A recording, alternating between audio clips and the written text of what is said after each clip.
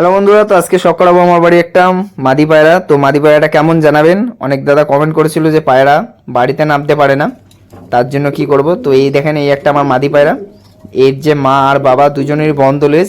এই জোড়াটা আমি দিতে চাইনি, তাও জোড়াটা নিয়ে নিয়েছিল। তো ভেবেছিলাম এদের কাছ থেকে ডিম চালবো।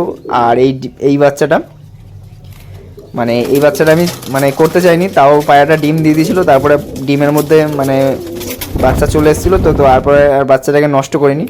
আর একটা ডিম পড়ে ফেটে গেছিলো। এর মা এতটাই ছটপটে পায়রা, এই ডিম ফাটিয়ে দিয়েছিল নোক মেরে, সাইড থেকে সরা দিয়ে উল্টে দিয়েছিল।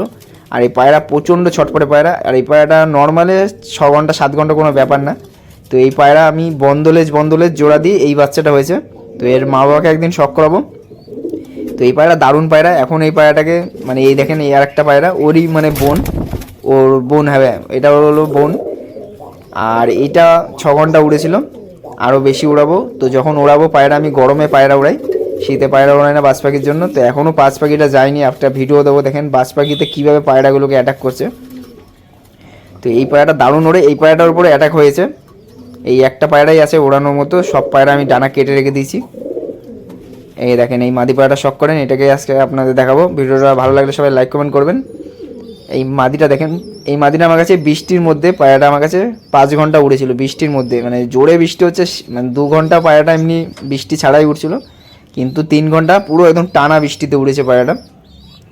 দারুণ উড়ছিল, 5 ঘন্টার মতো উড়েছিল পায়রাটা সেট করার পর।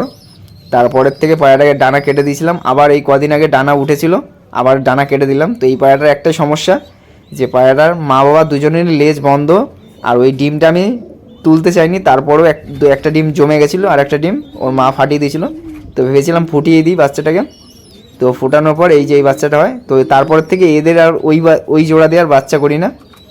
কিন্তু এই বাচ্চা দারুণ ওড়ে, 5 ঘন্টা 6 ঘন্টা আরামে ওড়ে, কিন্তু ওর বাচ্চার করি না। এই যে এই পায়রাটা দেখেন, নর্মালে 6 ঘন্টা 7 ঘন্টা উড়ে যাবে, কিন্তু বাড়ি নামার সময় পায়রা বাড়িতে নামবে না, যার কারণে ওই জোড়াটা আর করি না। অন্য জোড়া অন্য একটা মাদি আছে, তার সাথে আরও 6টা মাদি আছে, তার সাথে ওর বাবাটার জোড়া দিয়ে অন্য বাচ্চা করি।